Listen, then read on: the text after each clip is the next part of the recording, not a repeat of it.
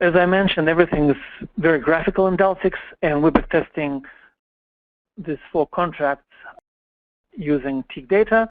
So while it's doing its calculation, I'd like to zoom in to the beginning of backtest and explain what actually happened.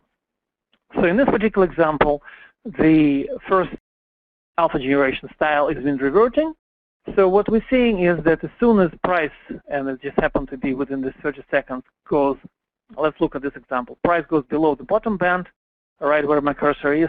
We are entering market, or sending market order to buy, and immediately placing the profit-taking stop order. And we fill this order right at this level, and immediately limit order just was triggered.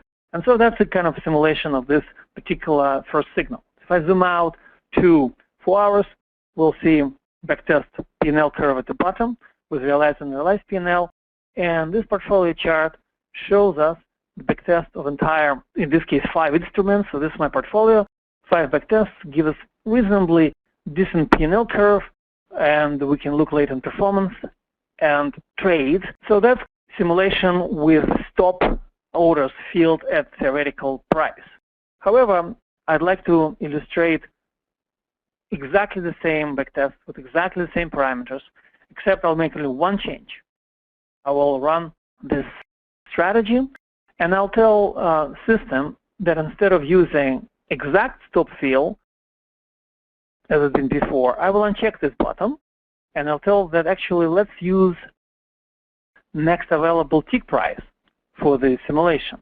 And that's going to probably make a difference. So let's see what happens. So when I click on this simulation and look at portfolio chart, we'll see quite dramatic change of profitability. So we're seeing that strategy will start losing money, and at the end, we will definitely be in a more realistic situation. So while it's doing this calculation, let me zoom in to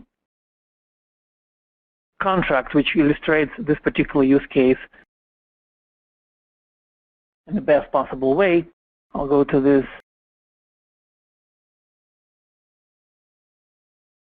contract and zoom to a specific point in time. I know that in 9:51 we'll see pretty good illustration of this scenario. So right here, just go to 9:51. So we're seeing that the stop order is been basically filled not at the available level, but at the level which is below. And the portfolio chart, as a result, just yields a completely different picture. So we're seeing that this strategy, instead of making 15,000, it just start losing money just because we changed the pattern of simulation.